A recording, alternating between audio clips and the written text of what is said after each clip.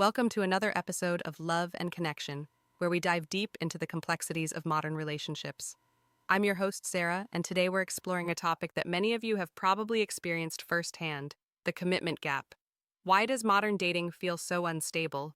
With the rise of apps, social media, and shifting societal norms, it seems like genuine connections are harder to come by. Joining me today is Dr. Emily Harper, a relationship expert and psychologist who specializes in modern dating dynamics. Welcome, Emily. Thank you for having me, Sarah. I'm really excited to discuss this topic because it's so relevant to so many people. The commitment gap is a fascinating concept, and it's something I've seen in my practice. Many individuals feel hesitant to commit, often due to the overwhelming options available through dating apps and social media. This abundance can lead to what's called choice overload, making it difficult for people to settle on one person.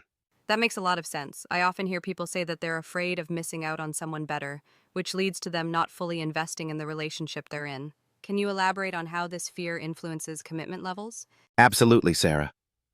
This fear of missing out, or FOMO, is quite powerful. It creates a mindset where individuals are always looking for the next best thing instead of appreciating what they have in front of them. This can lead to a cycle of dating where people jump from one person to the next without giving themselves the chance to really connect.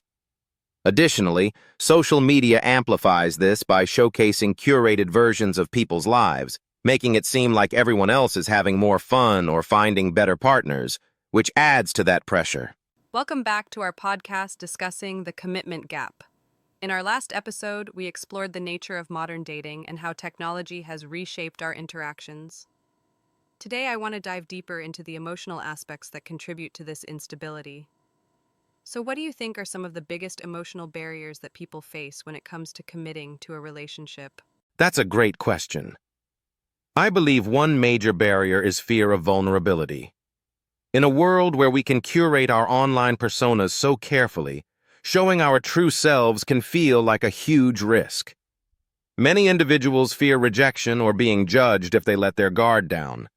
This leads to a cycle where people keep dating but avoid forming deep emotional connections, which can ultimately leave them feeling unfulfilled. Absolutely, that fear of vulnerability can be paralyzing. It's like we're all walking around with emotional armor, and while that might protect us from hurt, it also keeps us from experiencing genuine love. I also think about how the pressure of social media plays into this. With everyone showcasing seemingly perfect relationships online, do you think that creates unrealistic expectations?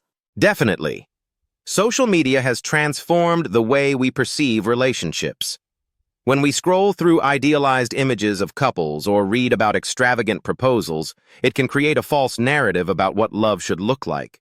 This can lead to feelings of inadequacy. People may think, if my relationship doesn't look like that, it must not be right.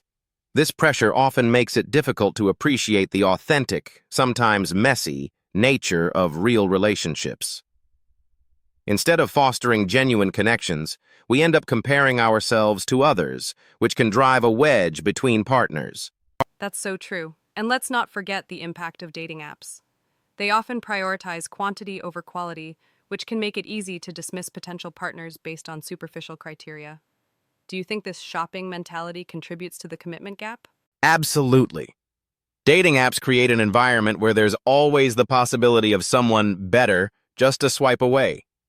This can lead to a mindset where people are constantly searching for the next best thing rather than investing in the person they're currently with. This lack of commitment can stem from the fear that if you settle down, you might miss out on something greater. It's a paradox. While these apps offer us more choices, they also dilute the value of individual connections.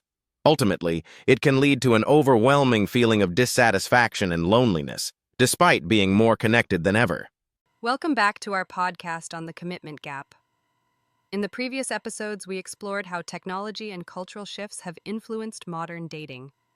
Today, let's dive deeper into how these factors create instability in relationships. One area worth discussing is the role of social media. It seems to create a paradox where we are more connected, yet more isolated. What's your take on how social media contributes to the commitment gap? Absolutely. Social media platforms foster a sense of instant gratification, which can lead to a superficial approach to relationships. When people see curated images and highlight reels of others' lives, it can create unrealistic expectations. People might think, there's always someone better out there, leading to a fear of missing out. This encourages them to keep their options open rather than investing in one person. It's this constant scrolling that fuels comparison and detachment, making genuine commitment feel like a risk. That's a really interesting point. The fear of missing out, or FOMO, can indeed be paralyzing. But I've also noticed that many people struggle with the concept of vulnerability in relationships. It seems like the more options we have, the harder it becomes to be emotionally open with someone. Do you think that this plays a significant role in the instability we see? Definitely. Vulnerability is crucial for building trust and intimacy, but modern dating culture often discourages it. Many individuals engage in what's called playing it cool. They avoid showing too much interest or emotion, fearing it might scare someone away. This leads to a cycle of guardedness, where both partners are hesitant to express their true feelings. As a result, relationships can feel shallow and transient. It's almost as if we're conditioned to keep our emotional walls up, which only exacerbates the commitment gap. That makes so much sense. It seems like we're stuck in this loop of wanting genuine connection while simultaneously building barriers against it. So, what changes can individuals make to break this cycle? How can we foster an environment where vulnerability is celebrated rather than avoided? Great question. One approach is to start small. Practice being open and authentic in everyday interactions, not just romantic ones. This could mean sharing your thoughts and feelings more freely with friends or family. Additionally, engaging in deeper conversations with potential partners can set a tone for intimacy. If both parties take the initiative to be vulnerable, it can create a safe space for genuine connection. Moreover, focusing on self-acceptance can help individuals feel more secure, reducing the fear of being rejected, which is often at the heart of vulnerability issues. As we wrap up our discussion on the commitment gap in modern dating, it's clear that the landscape has shifted dramatically. Do you think technology is the main culprit, or are there deeper societal changes at play that are influencing people's perceptions of commitment? That's a great question. While technology certainly plays a role, I believe it's a combination of several factors. For one, we live in a culture that values individualism and personal fulfillment over traditional commitments. Many people prioritize their careers and personal growth, which can lead to a reluctance to settle down.